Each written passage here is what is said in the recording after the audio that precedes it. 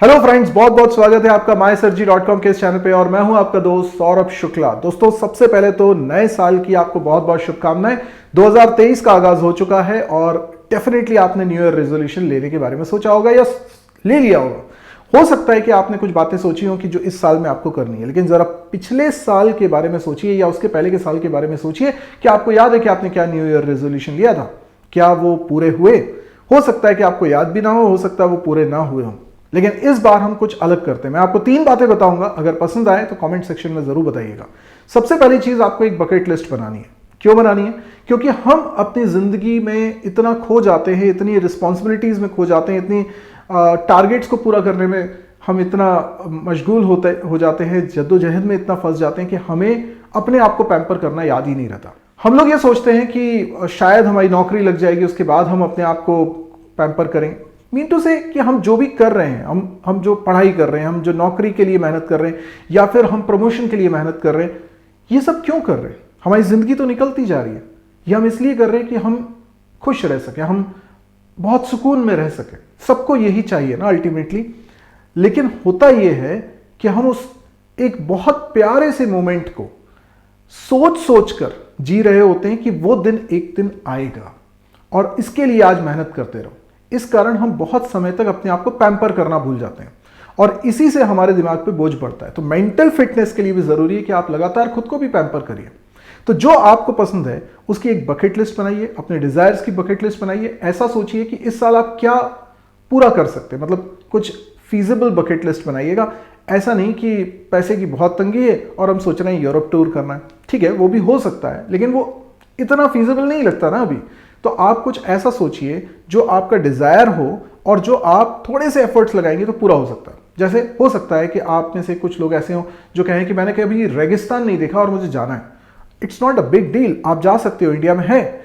या आपने सोचा कि नहीं, मुझे नॉर्थ ईस्ट घूमने के लिए जाना है, या आपने सोचा कि मुझे कोई बंजी जंपिंग करनी है, मुझे कोई पर्टिकुलर स्पोर्ट करना है। कुछ भी हो सकता है। तो बकेट लिस्ट में आप जो आपकी डिजायर हो आप उनको लिखिए। मतलब आप किस स्टेज में हैं लाइफ के, उस पर डिपेंड करता है कि आपकी बकेट लिस्ट कैसी है। एक समय मेरी बकेट लिस्ट में यह था कि मैं 5 स्टार में जाके खाना खा पाऊं। तो कुछ भी हो सकता है, मतलब कुछ भी। तो आप एक बकेट लिस्ट बनाइए और अगर आपको अच्छा लगे तो शेयर भी करिए मेरे साथ। कमेंट सेक्शन में बताइए कि आपकी बकेट लिस्ट में क्या चीजें हैं। दूसरी चीज, हर बार हम लोग कई चीजें सोचते रहते हैं। हम एक आदत को बदलने की कोशिश करेंगे, वो ये है कि अब हम सोचेंगे ही नहीं, उसको करेंगे भी। जैसे हम लोगों ने सोचा कि हमें जिम ज्वाइन करना है, हमने सोचा हमें वेट लॉस करना है, हमने सोचा कि हमें कोई कोर्स कंप्लीट करना है। कुछ भी हम प्लान करते हैं, हम सोचते हैं, हम चाहते हैं कि ऐसा हो जाए जो शायद हमारे करियर के लिए जरूरी है या हमारे इंप्रूवमेंट के लिए जरूरी है, पर हम उसको करते नहीं, हम सिर्फ सोचते रहते हैं। हम लोग बोलते हैं कि नहीं, कल से सुबह से मैं जल्दी उठ के और दौड़ने जाऊंगा, घूमने जाऊंगा। हम नहीं करते, हम रोज छोड़ देते हैं उस चीज को। यानी हम सोचते हैं, हम करते नहीं है। हम सोचते हैं कि चलो पढ़ाई करेंगे, हम रोज 2 घंटे अलग से टाइम निकाल के पढ़ाई करेंगे, रोज इतने प्रोग्राम्स बनाएंगे। हम सोचते हैं, हम करते नहीं।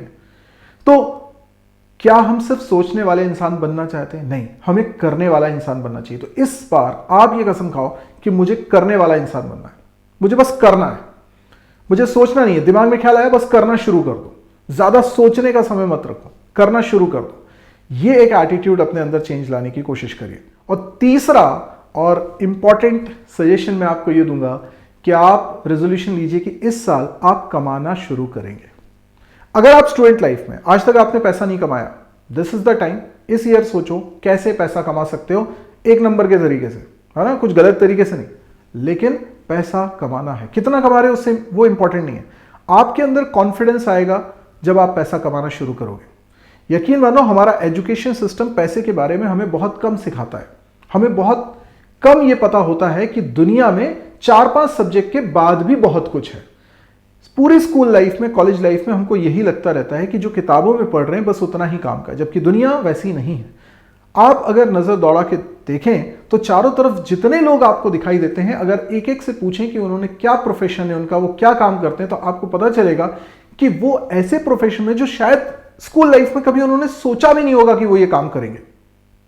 हो सकता है कोई इंश्योरेंस एजेंट हो, फाइनेंशियल एडवाइज़र हो, कुछ भी काम कर रहा होगा वो, लेकिन वो रेस्टोरेंट रन कर रहा होगा, वो कोई बिजनेस कर रहा होगा, वो दुकान कर रहा हो सकता है उसने कभी भी ये सपना देखा ही नहीं था, लेकिन वो आज वो काम कर रहा है ना। इसका मतलब आपको पैसा कमाना आना चाहिए, फिर वो कितना भी हो।